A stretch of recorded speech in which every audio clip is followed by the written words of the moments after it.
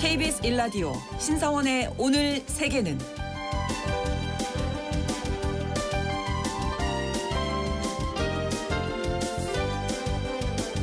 안녕하십니까. 아나운서 신성원입니다. 세계 곳곳에서 중국 스파이 논란이 확산하고 있습니다. 올해 상반기에만 벨기에를 비롯해서 9곳이 넘는 국가에서 이 같은 논란이 불거졌는데요. 일반인뿐만 아니라 정치인들까지 간첩 혐의를 받으면서 큰 충격을 주고 있습니다. 미국에서는 뉴욕 주지사의 비서실 차장까지 지냈던 핵심 인사가 10년 넘게 중국 정부를 위해 활동한 혐의로 기소되면서 미국 대선에 또 어떤 영향을 미칠지 관심이 모이고 있는데요. 잠시 후 글로벌 이슈에서 중국 스파이로 지목받은 이 인물들은 누구인지, 중국 스파이 경계력이 확산하는 배경은 무엇인지 자세히 알아보겠습니다.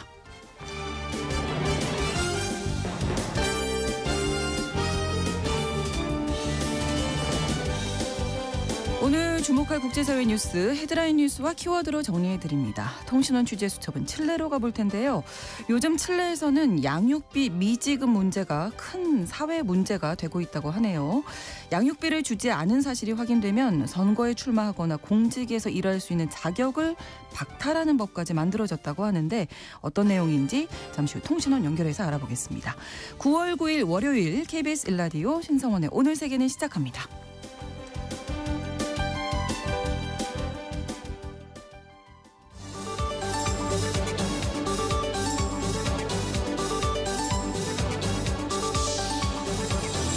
오늘 세계는 헤드라인 뉴스. 슈퍼태풍 야기가 필리핀과 중국에 이어 베트남 북부 지역을 강타했습니다. 제11호 태풍 야기는 올해 아시아에서 관측된 태풍 중에 가장 규모가 큰데요. 시속 160km가 넘는 강풍과 폭우에 베트남에서만 14명이 숨지고 170여 명이 부상을 입었습니다. 특히 인구가 밀집한 수도 하노이가 직접 영향권에 들면서 인명피해도 커졌는데요. 야기는 어제 베트남을 통과해 열대 저압부로 약화됐습니다.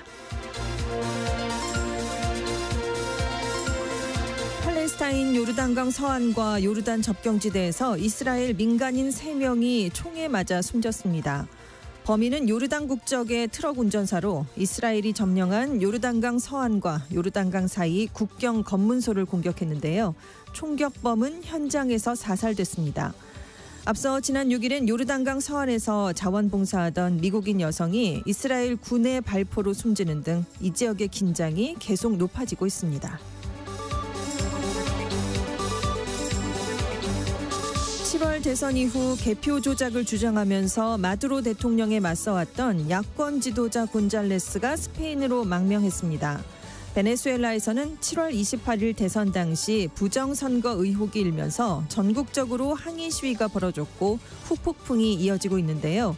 곤살레스는 정부 전복 음모 등의 혐의로 구속영장이 청구되자 결국 체포 위협을 피해 망명을 택했습니다. 곤살레스의 망명으로 베네수엘라가 민주주의에서 더 멀어질 것으로 전망되면서 마두로 정권에 대한 국제사회의 압박이 한층 거세질 것으로 보입니다. 알제리의 압델 마드지드 테분 대통령이 득표율 약 95%로 연임에 성공했습니다. 테분 대통령은 2019년 4월 부테플리카 당시 대통령이 5선을 노리다가 전국적 퇴진 시위로 물러난 뒤 같은 해 12월 대선에서 58%의 득표율로 당선됐습니다. 당초 올해 12월로 예정됐던 대선을 3개월 앞당기고 연임에 도전했는데요.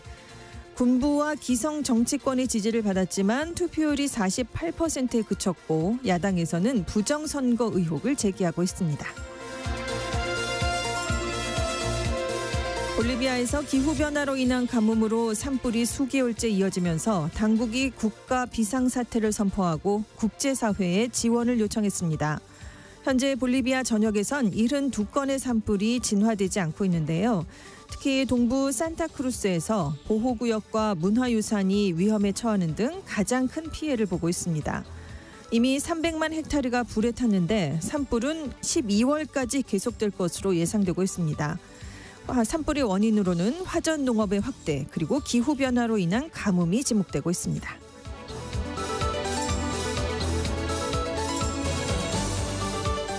오늘의 헤드라인 뉴스 외신캐스터 전주현 씨가 전해주셨습니다. 이번에는 키워드로 정리한 국제사회 소식을 함께 살펴보겠습니다.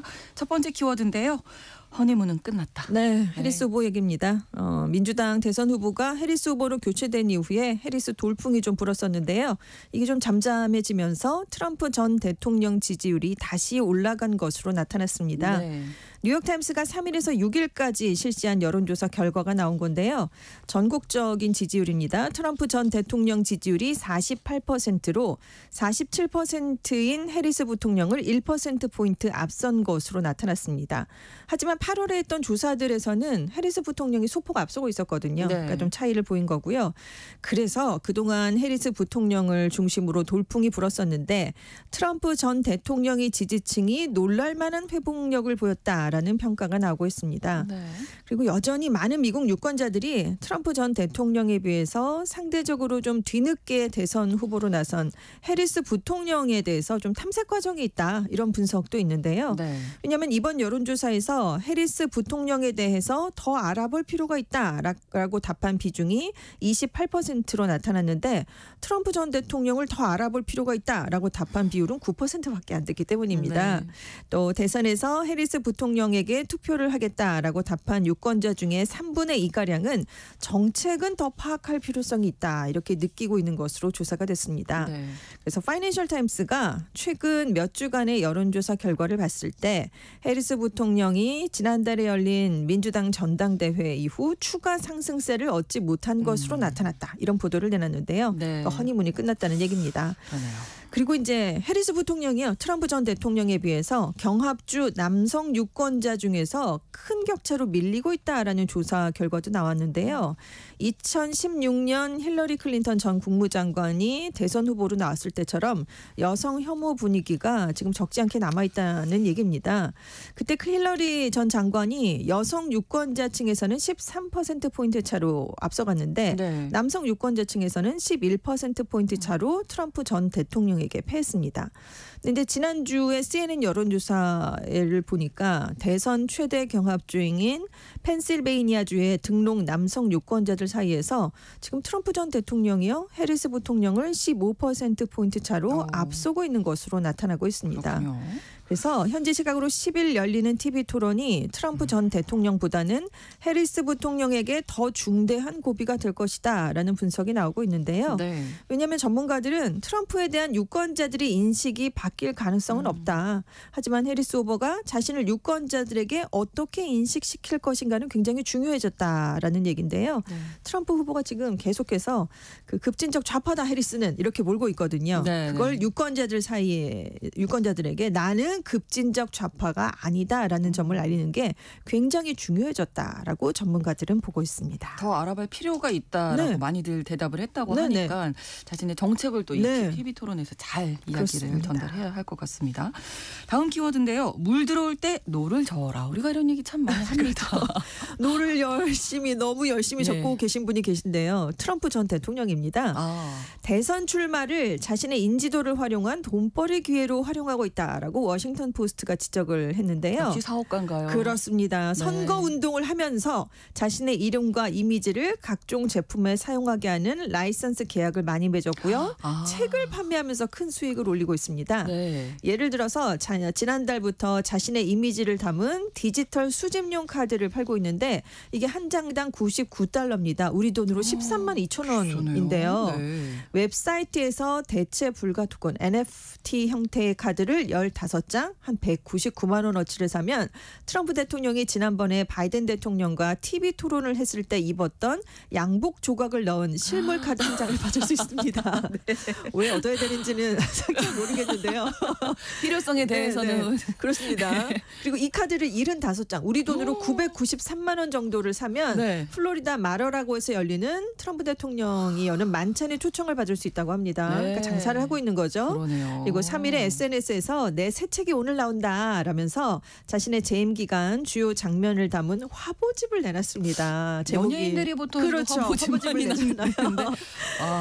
이게 각종 사진에 캡션 몇 줄을 달았는데 이 책의 판매가가 $99 13만 2천 원인데 서명한 책이라면 $499 67만 원까지 책값이 올라갑니다. 와. 그런데 이 카드랑 책을 판매한 수익금이 선거 캠프로 가는 게 아닙니다. 아, 그래요? 네, 트럼프 전 대통령의 개인 사업체로 이 돈이 들어가서 선거운동엔 전혀 쓰이질 않습니다. 그래서 워싱턴 포스트가 그 어느 대선 후보도 이렇게 자신의 선거를 사익용 사업과 긴밀하게 연계한 적은 없었다라고 지적을 한 건데요. 네. 그럼 이것만 파느냐? 아닙니다. 골프와 향수, 아이스박스, 샌들 굉장히 다양한 제품들이 지금 트럼프 이름으로 판매가 되는데요. 네. 그 올해 펜실베이니아주에서 한 열린 행사에서 운동화를 판촉한 적이 있는데요. 네. 왜냐하면 라이선스 계약에 홍보 의무가 있었기 때문입니다. 심지어 더 문제가 되는 건 그러니까 이 트럼프 전 대통령의 굿즈가 팔리는 경로가 두 개가 있는 거예요. 캠프 측에서 파는 게 있고 네. 트럼프 전 대통령의 웹사이트에서 파는 게 있는데요. 트럼프 전 대통령의 웹사이트에서 팔면 가격이 더 올라간답니다. 그러니까 그 미국을 다시 위대하게 마가 모자를 예. 캠페인에서 사면 $40를 주는데 예. 이 트럼프 전 대통령의 개인적인 웹사이트로 가면 $55를 내야 된다고 합니다.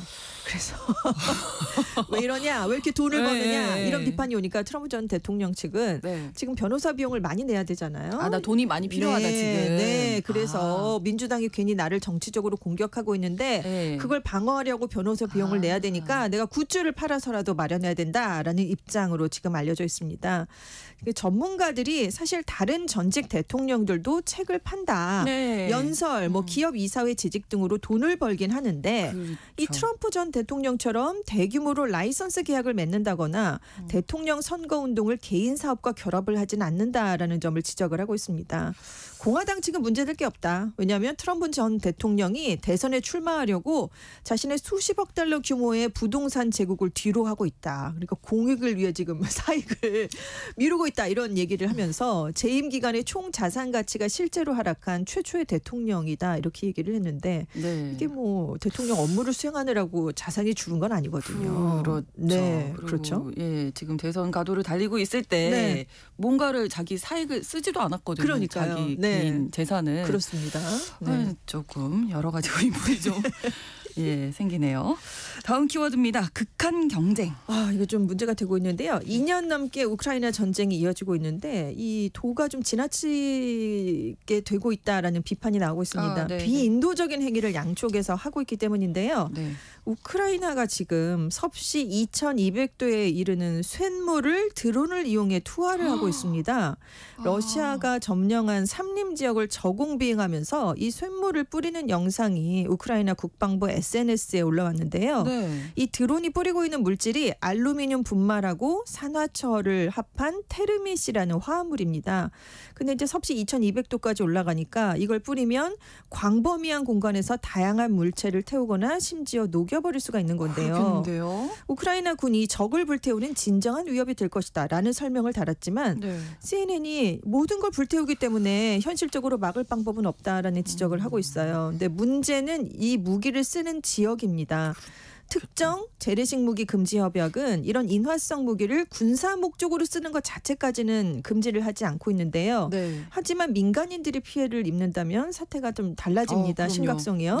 그런데 지금 우크라이나가 이 테르밋을 뿌리는 삼림 지역에 민간인들도 거주하거나 활동을 하고 있는 것으로 알려져 있어요. 그래서 지금 군사시설하고 민간인 인프라의 경계가 굉장히 모호하니까 이거 굉장히 우려스럽다라는 얘기가 지금 민간 단체들로부터 나오고 있고 반면에 러시아군은 전쟁 포로를 처형을 하고 있습니다.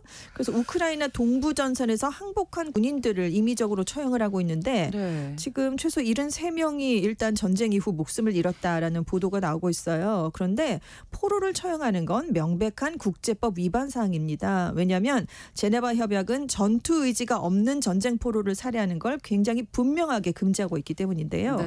한 유엔 조사관이 포로 처형은 개별적인 전쟁 범죄지만 이게 지속적으로 자행이 됐다면 국가 차원의 반인도적 범죄에 해당할 수 있다라는 경고를 내놓고 있기 때문에 이 양측이 정말 너무 극한 경쟁을 펼치는 와중에 희생자들은 늘고 있습니다. 전쟁이 끝나야 할 이유인 그렇습니다. 거죠. 지금도 늦었지만 빨리 좀 끝났으면 좋겠습니다. 다음 키워드인데요. 하마가 된 유엔. 유엔이 돈 먹는 하마가 됐습니다. 지금 10일에 제79회 유엔 총회 개막을 앞두고 있는데요. 네. 뭘 하는 거냐, 모이면 뭐 하냐라는 비판이 나오고 있기 때문이에요. 미국 여론조사 기관인 퓨 리서치 센터가 세계 35개 국가 시민을 대상으로 유엔에 대한 호감도를 조사해 봤습니다. 전체 응답자의 과반인 58%가 유엔에 호의적이다라고 답을 했는데요. 네. 이번 조사를 왜 해봤냐면 전쟁이 2개나 지금 세계적으로 계속되고 있지 않습니까? 네. 유엔이 이걸 해결하는데 생각보다 무능하다라는 인식이 퍼지는 가운데 이 조사를 해봤는데 이런 결과가 나온 겁니다. 네. 일단 전체 35개 국가 중에 22개 국가에서 유엔에 호의적이다라고 답한 비율이 더 높게 나오긴 했습니다. 네. 하지만 그리스, 이스라엘, 일본, 튀니지, 튀르키예 등에서는 부정적인 응답 비율이 더 높았는데요. 우리나라도 호의적인 응답이 75%로 더 높은 국가로 조사가 됐습니다. 네. 그렇지만 유엔에 대해서 호감을 나타내는 국가가 높긴 하지만 이번 조사에서 주목을 해봐야 될 점은 이 호의적인 답변 비율이 급격하게 떨어졌다라는 점입니다. 그래서 유엔에 대한 비호감 답변이 가장 높았던 이스라엘에서는 호감이라고 답한 비율이 21%였는데 네. 작년엔 31%였거든요. 그러니까 10%포인트가 1년 사이에 떨어졌네요. 뚝 떨어졌고요. 그리고 미국, 한국, 호주, 프랑스, 독일 뭐 이렇게 여러 나라 등에서도 1년 사이에 호감도가 많이 하락을 했습니다. 그래서 이렇게 유엔에 대한 지지율이 하락하는 건 사실 유엔이 존재하는 이유는 국제 질서와 국제적인 안전을 유지하는 그런 의무가 있어 그런 역할을 담당을 해야 되는 겁니다. 네네. 근데 지금 2개의 전쟁이 계속되고 있고 특히 우크라이나 전쟁은 2년 반 넘게 이스라엘과 하마스 간 전쟁도 다음 달이면 1년이 됩니다. 그렇습니다. 벌써요. 네, 벌써 아무것도 그렇게 해결이 되지 않았는데요. 네네. 그러니까 유엔이 전혀 도움이 되지 않는다라는 비판이 나오고 있는데 유엔이 왜 돈 먹는 하마냐면 각국이 사정에 맞춰내는 분담금으로 유지되는 기구이기 때문입니다. 네. 분담금을 가장 많이 내는 국가 1위는 미국입니다. 8천억 원 이상을 내야 되는 의무가 있고요. 우리나라도 2019년 기준으로 한 840억 원을 납부했습니다. 전 세계 11위를 차지하고 있는데 이렇게 막대한 돈을 가져가는데 하는 일이 없습니다. 네, 갈등이 있을 때 중재를 전혀 못하고 있다. 강제권이 없기 그렇습니다. 때문인데요. 네. 또 유엔이 좀 고민을 해봐야 될 문제겠네요. 다음 키워드가 처벌 앞에 장사 없다. 사실 돈 앞에 장사가 없는 건데 처벌 앞에도 장사가 네. 없게 됐습니다.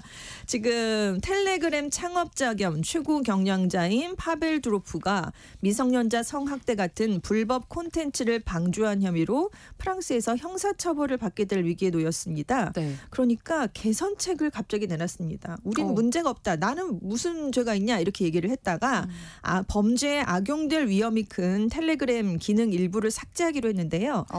그 0.1% 미만만 사용을 했지만 이게 문제가 됐던 근처 사람들이라는 기능을 제거했다라고 하는데 네. 이게 텔레그램에 접속을 하면 근처에 텔레그램 사용자가 누가 있나를 알려주는 기능입니다. 그러니까 범죄자들이 그렇죠. 뭔가를 주고받을 때 옆에 누가 있구나 이걸 알 수가 있게 하는 기능으로 악용이 됐다라는 거죠. 네네. 그리고 합법적이고 검증된 업체들을 소개하는 근처 기업들 기능을 대신 출시하겠다. 사람들이 이렇게. 아니고. 그렇습니다. 예. 그리고 익명 블로그 서비스인 텔레그래프 미디어 업로드 기능이 오용되고 있다라면서 이걸 비활성화했다라고 설명을 했는데요. 그러면서도 계속해서 자기를 억울하다라는 점을 내세우고 네네. 있습니다. 왜냐하면 전체 이용자 99.999%는 범죄랑 무관한데 불법 활동에 연루된 0.001%가 전체 이미지를 나쁘게 만들었다. 이렇게 네. 주장을 두로프는 펴고 있습니다. 일단 두로프는 지난달 24일에 프랑스 경찰에 체포가 됐다가요. 보석금을 내고 풀려났는데요. 사건이 마무리될 때까지 프랑스를 떠날 수가 없습니다. 네. 매주 2번 경찰에 강제 출석을 해야 되고요. 그래서 감독 부족에 대한 비판 여론을 인지하고 있다. 범죄 행위에 대해서 관리를 개선하겠다라는 입장을 밝혔는데요. 네. 그런데 나를 이렇게 기소하면 이게 잠재적인 남용에 대해서 개인적으로 책임을 져야 된다라는 선례가 남지 않겠느냐. 그럼 어떤 혁신가가 새로운 도구를 만들겠느냐라면서 나는 계속 도구를 만들었을 뿐이다. 이용자들이 문제였다. 네, 악용한 사람들이 문제다라는 걸 지금 뒤편에서는 계속 지금 얘기를 하고 있는데 네. 지금 뉴욕타임스가 지난 4개월간 16,000개 이상의 채널 320만여 개 메시지를 분석을 했는데요. 이게 범죄 활동, 허위 정보, 아동 성착취 자료 유포, 테러리즘 시도와 인종차별적 선종에서 전 세계적인 하수구로 전락했다라는 지적을 뉴욕타임스가 다시 한번 내놨습니다. 네, 정말 나는 잘못한 게 없었는데 그래도 뭔가를 바꾸긴 바꿨네요. 네네, 그렇죠. 처벌 앞에 장사가 없었습니다. 네. 더도 말고 덜도 말고 한가위만 같으면 안 된다가 안 된다. 다음 키워드예요. 한가위만 같아라일 줄 알았는데. 같아라잖아요. 왜냐하면 뭔가 좀 추석 선물도 많이 팔리고 맞아요. 이러면서 경기가 좀 돌아가는, 그래서 기업들의 숨통을 틔워주는 때가 명절이기 때문인데 맞습니다. 중국의 명절 경기를 보여주는 대표적인 상품 중에 하나가 월병이었습니다. 근데 올해 매출액이 작년에 비해서 부진합니다. 작년에 비해서 생산량은 2만 톤, 매출액은 10% 줄어든 200억 위안, 3조 7,800억 원으로 전망이 됐는데요. 네. 매출액이 우리 돈으로 1년 만에 3,700억 원이 줄어든 겁니다. 그래서 주문이 없어서 일부 공장의 경우는 사흘 가동하면 하루가 쉴 정도다. 업계가 하소연을 하고 있는데요. 월병 가격도 많이 낮아졌습니다. 주력 매출 제품 가격이 우리 돈으로 13,000원에서 41,500원이었는데 네. 작년은 시작 단계부터 15,000원이었거든요. 53,000원까지 사이였고요. 그러니까 가격이 10 내지 20% 낮아진 셈인데 네. 지금 고가 상품이 황실 요리 브랜드의 대형 월병인 우리 돈으로 92,000원짜리만 나와 있고 대부분 10만 원 이하대의 중저가 상품이 주를 이루고 있다고 합니다. 그래서 해마다 10상자씩 막 이렇게 크게 사던 큰 손들이 있었는데 올해 2상자만 주문을 하더래요. 그러면서 추가 할인을 요구하는 그런 상황이 됐다고 하는데 아무튼 불경기와 함께 가성비를 중시하는 소비 트렌드도 월병 매출이 줄어든데 영향을 미친 것으로 조사가 됐습니다. 경기가 그만큼 안 좋다는 얘기가 네, 되겠네요. 그렇습니다. He will be back. 예, 마지막 키워드입니다. 히는 래퍼 켄드릭 라마입니다. 네. 전 세계 팝 아티스트들에게 꿈의 무대로 여겨지는 곳이 슈퍼볼 해프타임 공연인데요. 그렇죠. 전 세계 가장 비싼 공연이라고 지금 알려져 네네. 있죠. 세계 최고의 초대형 이벤트이기 때문에 슈퍼스타만 나갈 수 있는 꿈의 무대입니다. 뭐 마이클 잭슨, 레이디 가가, 비욘세 같은 정상급 스타들이 서게 됐는데 네. 켄드릭 라마가 내년에 지금 이 무대에 또 선다고 합니다. 네. 2022년에 힙합 스타들이 대거 오른 무대가 있었어요. 그래서 그때도 한번 켄드릭 라마가 출연한 적이 있었는데 네. 3년 만에 켄드릭 라마가 다시 한번 꿈의 무대에 오르게 됐습니다. 이 켄드릭 라마가요, 뭐 래퍼들의 래퍼, 힙합의 예, 신 맞아요. 이렇게 불리는 네. 굉장한 힙합 아티스트거든요. 그래서 2018년에 발표한 앨범으로는 힙합 뮤지션으로서는 최초로 퓰리처상에서 음악 부분 그 상을 받기도 했었습니다. 네. 이렇게 오늘의 헤드라인 뉴스와 키워드 외신캐스터 전주현 씨와 함께했습니다. 고맙습니다. 네, 감사합니다. KBS 라디오 신성원의 오늘 세계는 1부 마무리하겠습니다. 11시 30분부터 일부 지역에서 해당 지역 방송 보내드리고요. Boys Like Girls의 The Great Escape 전해드립니다.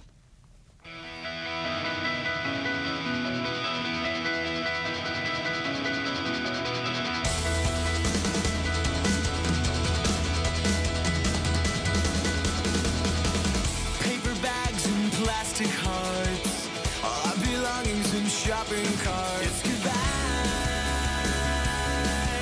but we got one more night. Let's get drunk and ride around and make peace with an empty town. We can make it right. Throw it away, forget yesterday. We'll make the great escape. We won't hear a word they say. They don't know us anyway. Watch it burn, let it die, 'cause we are finally free tonight.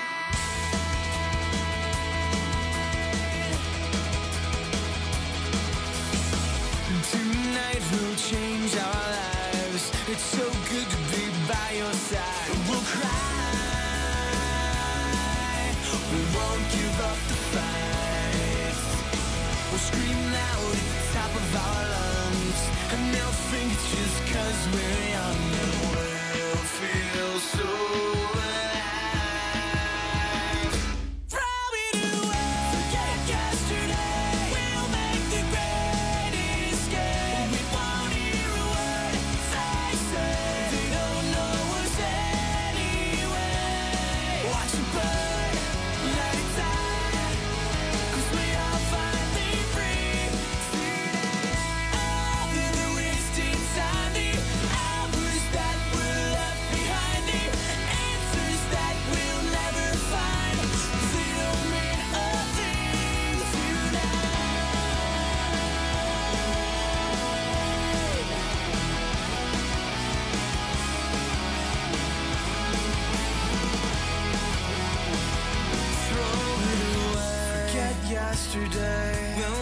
the great escape. We won't hear a word they say.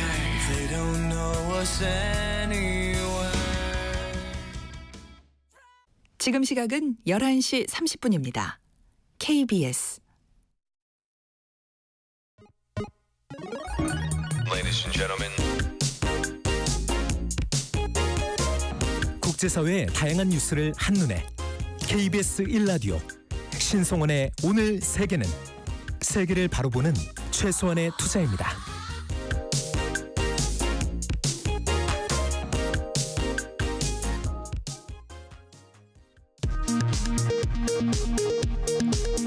이 시각 라디오 정보센터 뉴스입니다. 추석 연휴를 앞두고 국회가 오늘부터 나흘간 대정부 질문에 돌입합니다. 의료공백 사태와 이른바 김건희 여사 특검법 등을 두고 야당의 치열한 공세가 예상되는 가운데 여당은 민생에 초점을 두고 맞대응하겠다는 방침입니다. 김건희 여사의 고가 가방 수수 의혹에 대해 불기소 처분을 의결한 검찰 수사심의위원회의 권고안을 이원석 검찰총장이 존중하겠다는 뜻을 밝혔습니다. 다만 공직자 배우자 관련 법령을 정확하게 보완하고 정비할 필요가 있다고 밝혔습니다. 윤석열 대통령이 신임 대통령 경호처장에 충남지방경찰청장과 경찰청 차장 등을 역임한 박종준 전 대통령 경호실 차장을 임명했습니다. 불법 스트리밍 사이트를 운영해 27억 원의 범죄 수익을 얻은 혐의로 K콘텐츠 불법 스트리밍 사이트 KBUTV 운영자 3명이 불구속 기소됐습니다. 중국에 거점을 둔 보이시피싱 조직에 범죄 수익 2억 8천여만 원을 돈 세탁한 뒤 코인으로 환전해 중국 조직에 전달한 혐의로 국내 조직원 8명이 검찰에 송치됐습니다. 이화여자대학교 학사 시스템 해킹으로 졸업생들의 개인정보가 유출된 사건에 대해 경찰이 입건 전 조사에 나섰습니다. 전 연인에게 성폭력 혐의로 고소당한 프로농구 선수 허웅 씨에 대해 경찰이 무혐의 처분을 내렸습니다. 지금까지 라디오 정보센터 뉴스 정한나였습니다.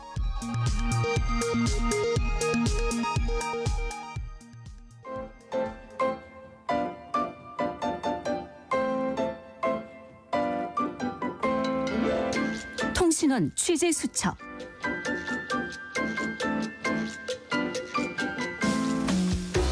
통신원 취재 수첩, 오늘은 칠레의 양육비 미지급 문제 그리고 독립기념일 소식, 이렇게 두 가지 소식 전해드리겠습니다. 산티아고 김정화 통신원 연결합니다. 안녕하세요. 네, 안녕하세요. 칠레 산티아고에서 인사드립니다. 네, 이제 우리도 추석 연휴 다음 주로 다가왔는데요. 칠레도 9월에 황금 연휴가 있어서 뭐 들썩들썩 한다고요. 어떤 휴일입니까? 네, 칠레는 가장 의미 있는 명절이 칠레가 스페인에서 독립한 것을 기념하는 독립기념일입니다. 칠레뿐만 아니고 여러 중남미 국가에서 최대 규모의 축제이자 명절이라고 할 수가 있습니다. 네. 칠레는 스페인 지배를 282년 동안 했다가 독립한 지 올해로 214주년이 되는데요. 300년 가까이 스페인의 지배를 받았기 때문에 다른 대부분의 중남미 국가처럼 스페인어를 쓰는 칠레에서는 독립기념일을 디에시 오초라고 부릅니다. 네. 이것은 스페인어로 독립된 날인 숫자 18일을 의미하는데요. 칠레는 1년 동안 법정 휴가가 3주입니다. 칠레인들은 여기 여름철인 1, 2월 이외에도 독립기념일 축제 기간 동안에 일주일 내지 2주일 정도 아예 몰아서 휴가를 내는 사람들이 많습니다. 네. 이 축제 기간에는 칠레 안팎을 분주하게 움직이는 국민의 대이동이 있는데요. 특히 올해는 18일이 수요일이라서 네. 일요일까지 5일 동안 황금 연휴를 즐길 수 있게 되어서 사람들이 축제 준비로 분주하고 아주 설레는 모습입니다. 대형마트와 쇼핑몰에서는 칠레 국기가 펄럭이고 또 칠레 전통음악이 배경음악으로 깔리면서 흥겨운 분위기를 연출하고 있습니다. 축제 기간을 어떻게 보낼까요? 네, 독립기념일 축제 기간에는 아사도라고 부르는 촛불 바비큐를 해서 칠레 와인과 포도 증류주인 피스코를 마시면서 친지와 친구들을 초대해서 파티를 하고 전통춤 꾸에까를 추면서 독립의 기쁨을 서로 나눕니다. 학교에서는 부모님을 초대해서 학생들이 몇 주 동안 연습한 꾸에까 춤을 추는 공연을 하는데요. 네. 또 칠레인들은 독립기념일 휴가 기간에는 스페인 사람들은 절대로 집에 초대하지 말자는 농담도 많이 던지면서 흥겨운 축제를 만끽합니다. 네. 각 도시마다 동네별로 폰다라고 하는 독립기념일 특별 축제 시장을 여는데요. 네. 칠레에서는 이런 시장을 미국 배우의 이름을 따서 더욱 정겹게 제인 폰다라고 부릅니다. 네네. 칠레 전역에 걸쳐서 제인 폰다에서는 로데오 게임은 물론 여러 아티스트들이 초대되어서 춤과 노래를 하며 밤늦게까지 비바 칠레를 외치면서 기쁨을 나눕니다. 네, 이 부분이 제일 중요하지 않을까 싶은데 회사에서 보너스가 나온다면서요? 네, 그렇습니다. 회사에서는 직원들에게 아기날도라고 부르는 독립기념일 특별 보너스를 지급을 합니다. 네. 이 보너스는 회사 차원에서 의무사항은 아니지만 직원들에게 지급을 안 했을 경우에는 크나큰 도덕적인 지탄을 받을 수가 있습니다. 네. 하지만 지금까지 독립기념일 보너스를 못 받았다고 하는 사람은 주변에서 제가 본 적이 없습니다. 그렇군요. 그런데 축제 기간에는 아무래도 사람들이 들떠 있어서 네. 칠레의 알코올 소비량이 연간 중 가장 높은데요. 축제 기간 전부터 음주운전 사고 예방 캠페인이 대대적으로 펼쳐집니다. 그럼에도 불구하고 매년 교통사고가 발생을 해서 사고로 작년에는 25명이 사망을 했고 네. 591명이 중경상을 입었습니다. 올해는 교통사고가 없이 평화롭게 축제가 마무리되기를 기대해 봅니다. 네, 9월 18일 칠레 독립기념일 축제 소식 전해주셨고 또 한 가지 소식이 있는데요. 칠레에서 양육비를 지급하지 않으면 선거 출마 자격을 박탈하는 법률이 발효가 돼서 지금 지방선거를 앞두고 있어서 큰 이슈라면서요. 네, 그렇습니다. 이 내용은 가브리엘 보리치 정부에서 입법을 주도해서 작년 5월에 발효된 부모의 책임과 위자료 채무의 효과적인 지급에 관한 법률과 관련이 되어 있습니다. 네. 해당 법률에는 연속 3개월 또는 총 5개월간 양육비 등을 지급하지 않은 사람은 공직에 출마할 수 없다라는 내용이 명백하게 담겨 있습니다. 그러면 이 법 때문에 출마 자격을 박탈당한 사람이 실제로 있나요? 예, 그렇습니다. 칠레 선거관리당국 세르벨의 홈페이지 공개 자료에 따르면 다음 달에 치러지는 지방선거와 관련해서 후보자 등록을 신청한 사람 중에서 서류 미비를 비롯해서 다양한 이유로 등록 불가 판정이 내려졌는데요. 네. 이 중에서 196명이 자녀의 양육비를 제대로 지급하지 않은 게 발견이 되어서 출마길이 막힌 것으로 나타났습니다. 네. 칠레에서는 양육비 미지급이 주요 사회 문제 중 하나인데요. 네. 스페인어로는 펜시온 알리멘티시아라고 부릅니다. 양육비 소송 전문 변호사가 변호사 중에서 돈을 칠레에서 제일 많이 번다는 말이 있을 정도인데요. 헤어진 배우자가 맡아서 기르고 있는 자녀의 양육비를 정상적으로 주지 않는 이들을 마음으로만 아빠, 즉 스페인어로 파피토스 코라손이라고 풍자적으로 부르면서 비판하고 있습니다. 그럼 이 양육비를 자녀가 한 몇 살 정도 될 때까지 얼마나 줘야 되는지 이것도 궁금해요. 네, 자녀가 만 21세가 될 때까지 지급을 해야 합니다. 그러나 자녀가 학업을 수행 중인 경우에는 네. 만 28세까지 연장이 됩니다. 그렇군요. 양육권은 한 사람이 다른 사람에게 자신의 사회적 지위에 맞게 생계를 유지하는 데 필요한 것을 요구할 수 있도록 허용하는 법적인 권리이기 때문에 최소한의 생계, 주거, 그렇죠. 의복, 그리고 건강, 이동, 교육을 모두 포함해야 합니다. 미성년 부양 자녀에게 부과되는 양육비의 최소 금액은 양육권자의 나이에 따라 적용되는 최저임금의 40% 이상이어야 합니다. 네. 2명 이상의 미성년자에 대해서는 각 미성년자당 그 금액이 30% 이상이어야 합니다. 어떤 상황이든 법원은 양육권자의 소득의 50%를 초과하는 금액을 양육비로 정할 수가 없으며 아동의 최선의 이익을 고려해서 특별한 사유가 있을 때에만 이 한도를 초과해서 설정할 수가 있습니다. 네, 오늘 이렇게 두 가지 소식 전해주셨습니다. 소식 잘 들었습니다. 고맙습니다. 네, 안녕히 계십시오. 네. 상지하고에서 전해드렸습니다. 김정화 통신원이 전해드렸습니다.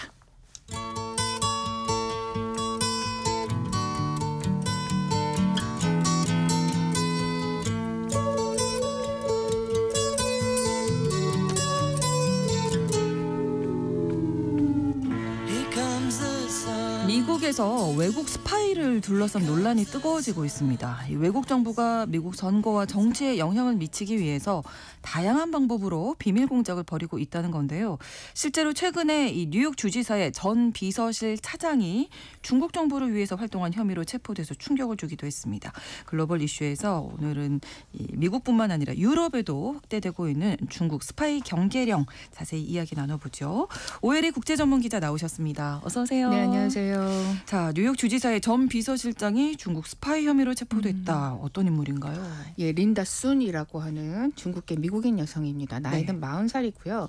지난 3일에 남편과 함께 미국 검찰과 연방수사국 FBI에 의해서 체포가 됐습니다. 네. 이 순 부부는 중국 정부를 위해서 미공개 요원 으로 활동한 혐의를 받고 있습니다. 미공개 요원 하니까 뭔가 싶은데 네. 쉽게 말하면 이제 스파이라고 할 수가 있겠죠. 미공개 요원 스파이. 예, 5살 때 부모를 따라서 중국에서 미국으로 이민을 왔습니다. 그래서 2009년에 뉴욕 주의회 중국계 하원의원의 선임 보좌관이 되면서 정계 주 정치에 이제 발을 들였습니다. 네. 이 앤드류 쿠오모 주지사 정부에서 주지사실 아시아 담당 국장도 했고 주 국무부 다양성 담당 국장 또 주 재무부 부국장 이렇게 이사 이런 요직을 거쳤습니다. 그렇군요. 그 후에 역시 이제 민주당 소속의 캐시 호컬 현 주지사가 2021년에 부임을 했는데 네. 이때도 선임 보좌관 또 노동부 전략사업개발 담당 부국장 이렇게 요직을 했어요. 근데 지난해 3월에 이제 자리에서 물러났거든요. 이때도 약간 비리 혐의로 해서 사실상 이제 해임이 됐다라는 얘기가 있습니다. 네. 근데 그 이후에는 또 민주당 소속 오스틴 챙 하원 의원 후보의 선거 캠페인에서도 일하기도 했습니다. 네. 자, 구체적으로는 어떤 혐의입니까? 예, 공소장이 이제 공개가 됐는데요. 주정부 근무 시절에 대만 정부 대표의 미국 공무원 면담 시도를 방해한 적도 있고요. 또 뉴욕주의 고위 관리에 방중을 주선을 하고 그 대가로 금전적인 혜택을 많이 받았다. 이런 혐의가 핵심입니다. 특히 이제 주지사가 중국 공산당과 관련된 그런 문제에 있어서 기존 입장을 바꾸게 하거나 또는 호의적인 평가를 하도록 유도한 혐의가 있고요.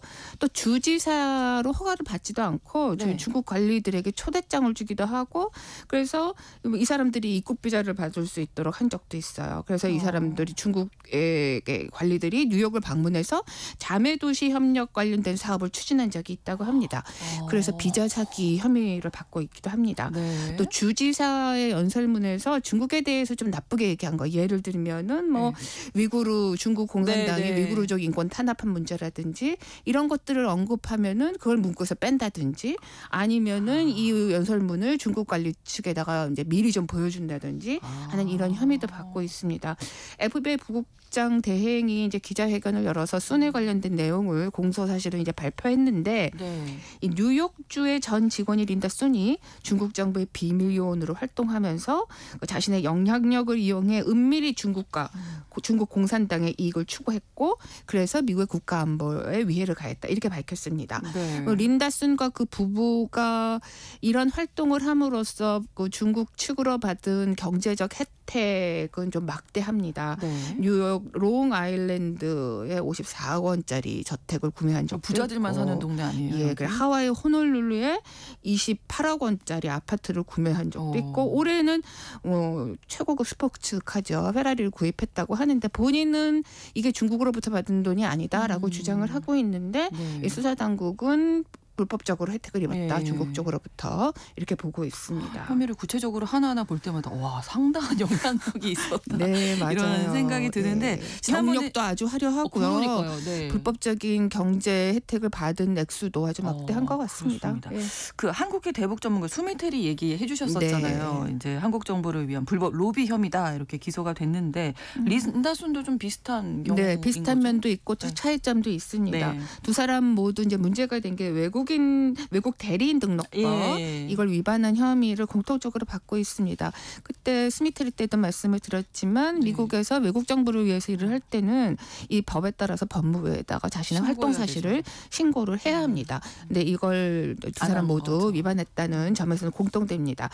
그런데 또 다른 점은 린다스는 뉴욕주의 좀 상당히 고위 공직자 신분인 상태에서 이런 법 위반을 한 거고 스미테리는 연방정부에서 재직하면서 오랫동안 일을 하긴 했지만 자리에서 물러난 이후에 싱크탱크에서 연구원으로 일하면서 민간 신분으로 법을 위반한 혐의를 받고 있기 때문에 이런 신분차는 꽤 큰 의미를 갖거든요. 그래서 그 무게감에는 차이가 좀 분명히 있는 것 같습니다. 또 스미테리는 외국 대리인 등록법 위반 혐의만 받고 있지만 이 린다슨 같은 경우 비자 사기도 있고 돈 세탁 혐의도 있고 혐의가 10개가 넘는다 그래요. 린다슨 외에 최근에 또 이렇게 중국 스파이 혐의로 체포된 사례 있습니까? 예, 미국에서 상당히 많습니다. 지난달에 아주 미국 사회에 좀 충격을 주는 사건이 있었는데 미국에서 활동하는 재미 반중 단체가 있습니다. 여기서 이사장으로 활동하기도 하고 75세 중국계 학자 왕수준이라고 하는 분인데 이분이 미국 내에서 중국의 민주화 운동을 위해서 상당히 중요한 역할을 많이 했던 사람입니다. 근데 이분이 미국 내에 있는 중국계 인사들의 정보를 수집해서 중국에 넘긴 혐의로 지난 2022년에 체포가 돼가지고 재판에 넘겨졌습니다. 그런데 지난달에 법원에서 유죄 판결을 받았어요. 아직은 형량까지는 확정된 상태는 아닌데 워낙 미국 내에서 무게감이 상당히 컸던 인물이고 또 미국에서 활동하고 있는 이제 민주화 인사들 사회에서는 정말 충격적이다라고 하는 반응이 나왔습니다. 이 왕슈진 역시 외국 대리인 등록법 위반 혐의가 역시 적용된 걸로 알려져 있습니다. 그래도 지난해에는 중국 정보 당국에 민감한 미국의 군사 정보를 제공한 혐의로 중국계 미국 해군 2명이 체포가 돼서 27개월 징역형을 확정받아서 선고받 적도 있습니다.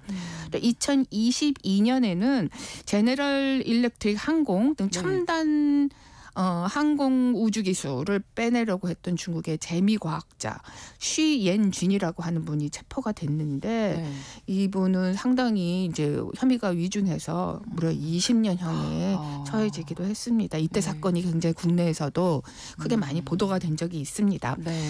중국 정부는 뭐 당연히 이번 린다슨을 포함해서 이 모든 사건에서 뭐 우리나라하고 우리하고는 관련이 없다 이렇게 얘기하면서 미국 정부하고 사법부가 무고한 시민들을 이렇게 체포해서 이제 스파이라는 혐의를 씌우고 있다라고 비난을 하고 있죠. 일단 린다슨 같은 경우에 지금 민주당 소속 뉴욕 주지사들의 핵심 보좌관으로 일을 해왔기 때문에 선거를 앞두고 있잖아요. 대선을 앞두고 있어서 지금 좀 정치적으로 논란이 좀 커지지 않을까 싶어요. 그렇습니다. 아무래도 공화당 또는 전 트럼프 행정부에서 대중국 공격이 워낙 수위가 높았기 때문에 이거 봐라. 민주당 쪽 인사들이 어떤 뭐를 해줘도 이런 쪽으로 비판을 받을 여지가 있어 보입니다. 물론 뭐 카멜라 해리스 민주당 대통령 후보 캠프나 민주당에 뭐 직접적으로 이 린다슨 체포와 연관된 부분에서 이렇게 뭐 논란이 이렇게 연결된 것 같지는 않지만 어쨌든 유권자들의 반중 정서를 이용해서 이번 사건이 이 어떤 뭐 이 비판의 소지로 이용될 가능성은 있어 보입니다. 또 실제로 또 그런 일도 벌어지고 있는데요. 최근에 그 해리스의 러닝메이트죠.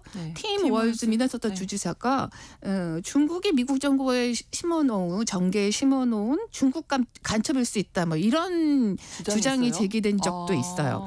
공화당 소속의 제임스 코머 하원이 주장했는데 사실은 월스는 부통령 후보 지명됐을 때 국내에서도 많이 알려졌지만 중국하고 관계가 특별합니다.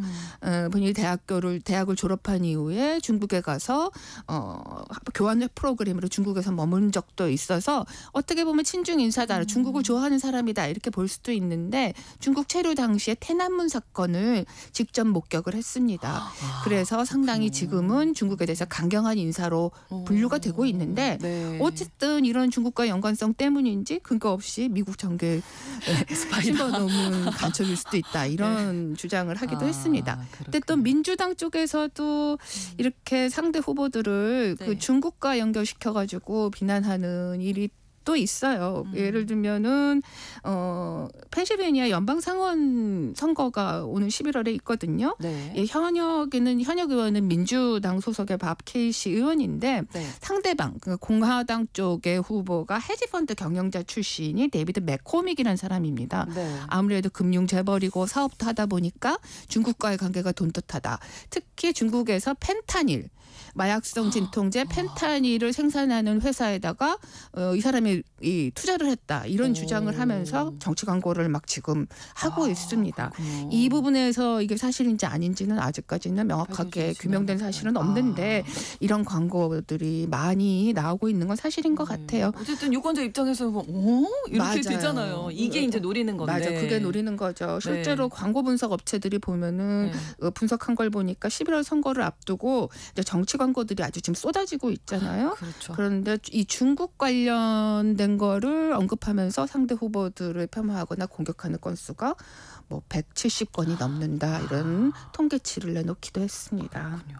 미국뿐만 아니라 지금 유럽에서도 중국 스파이 논란이 많다고요. 예, 올해 들어서 유난히 또 많았던 것 같습니다. 뭐 벨기에, 네덜란드, 영국, 독일, 호주, 필리핀 이런 데서 올해 상반기만 해도 한 10여 건의 그런 큰 사건들이 있었던 것 같아요. 네. 최근에 화제가 가장 된 거는 필리핀의 루손섬 반반시라고 하는데 여성 시장 앨리스 거가 중국 스파이 혐의로 이제 수사를 받다가 해외 도피하다가 며칠 전에 인도네시아 자카르타에서 체포가 됐죠. 약 한 달 만에 체포가 됐습니다. 이 사람은 사실은 인이에요. 10대 시절에 고하팽이라고 하는 네. 이게 중국인 신분으로 필리핀에 들어왔는데 네. 그다음에 자신은 필리핀계 어머니와 중국계 아버지 사이에서 태어난 정말 필리핀 사람이다 이렇게 주장하면서 시장이 됐습니다. 또 일도 꽤 잘했어요. 그랬는데 결국에는 문제가 된 거는 원래 신분은 중국인인데 그런 거를 공개하지 않고 마치 자신이 뭐 처음부터 태어났을 때부터 필리핀인이었던 척했다라고 하는 점이 있고 또 중국 온라인 도박장과 이 모종의 관계로 많은 불법적인 활동도 하고 경제적 수익도 얻었다 그러는데 뭐 기사에 보면은 슈퍼카 수억 원짜리 슈퍼카를 16대를 가지고 있고 16대요? 네, 16대를 가지고 있고 개인용 헬리콥터도 가지고 있을 정도로 엄청난 재산을 모았다 이런 혐의를 받고 있습니다. 근데 필리핀은 또 그보다 한 달 전에는 중국 스파이 논란이 굉장히 심하게 이제 터졌는데 이게 군사적 교두보증 중에 하나인 루손섬의 카가얀주 투게 가라웃이라고 하는 데가 있거든요. 근데 여기는 미군 기지가 있는 곳이에요. 근데 이 미군 기지에 있는 특정한 사립대학교에 유난히 많은 중국 유학생들이 들어와서 거기서 공부를 하고 유학생 신분으로 공부를 하고 있다고 하는데 그래서 그 숫자가 4,600명이나 됩니다. 근데 다른 데도 아니고 이 루손시에 조그만 시에 있는데 이렇게 많은 중국계 학생들이 몰릴 이유가 없는데 이게 미국의 군사 기지가 있는 것과 모종의 관계가 있는 게 아니라는 사건이 터져서 엄청난 파장을 또 일으킨 적도 있습니다. 벨기에에서는 전 상원의원이 중국 스파이로 활약했다 이래가지고 소속 정당에서 제면된 사건도 있고 또 호주에서는 전직 의원이 뭐 외국 정보기관, 중국이라고 할 수 있겠죠. 포섭돼서 총리 가족에게 접근해가지고 이런 기밀 자료를 빼내려고 했다. 이런 폭로가 나와서 충격을 준 적도 있는데요. 호주에는 중국인들도 많이 경제적으로도 많이 진출하고 뭐 부동산도 많이 사들이고 있다. 이런 기사들이 많았습니다. 그래서 그런지 중국에서 특히 특수요원들이 많이 호주에서 활동하고 있다고 하는데 최근에 이제 망명한 전직 중국 공산당 특수요원에 따르면은 호주에서 암약하고 있는 중국 스파이가 1,200명이 넘는다. 이런 폭로를 최근에 해서 호주 사람들을 깜짝 놀라게 한 적도 있어요. 생각보다 정말 이 중국 스파이 논란이 전 세계적으로 지금 많아지고 있는데 이유가 어떻게 좀 아무래도 지난 수년 동안 중국과 또 미국뿐만 아니라 세계 각국이 경제적 또 외교적 정치 군사적으로 많은 이해가 첨예하게 부딪히면서 갈등이 비화했던 것이 아무래도 오늘날의 중국 스파이 논쟁이 본격화되는데 결정적인 계기인 것 같습니다. 또 특히 이제 그 다양한 산업 기술 이런 분야에서 중국이 이제 이걸 빼내기 위해서 뭐 산업 스파이다 많이 보내고 있다 네. 이런 얘기들도 있죠.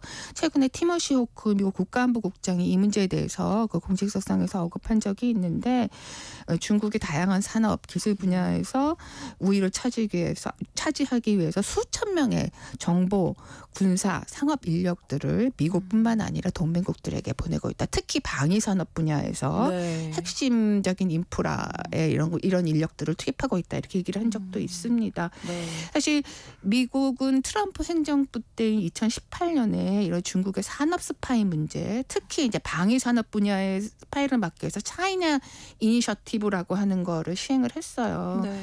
그래서 뭐 이거는 2022년에 조 바이든 정부가 들어서면서 이제 워낙 뭐 여러 가지 악효과도 있고 이래서 뭐 혐의 없이 조사를 네. 받은 분들도 있고 그 과정에서 자살하신 분들도 있고요. 이래가지고 중단되긴 했는데 어쨌든 과학자, 중국계 과학자 수백 명이 적발되고 또 직장도 있고 추방되기도 하고 네. 이런 적이 있었습니다. 네. 이 프로젝트 자체는 문제가 많았지만 어쨌든 최근 들어서 중국 스파이 논쟁이 다시 가열되면서 관련 수사는 좀 더 확대가 될 것으로 지금 예상을 해봅니다. 네, 오늘 글로벌 이슈 오혜리 국제 전문 기자와 함께했습니다. 고맙습니다. 네, 감사합니다. 노라 존스의 Come Away With Me 음악 전해드리면서 KBS 1라디오 신성원의 오늘 세계는 마치겠습니다. 내일 다시 뵙겠습니다. 고맙습니다.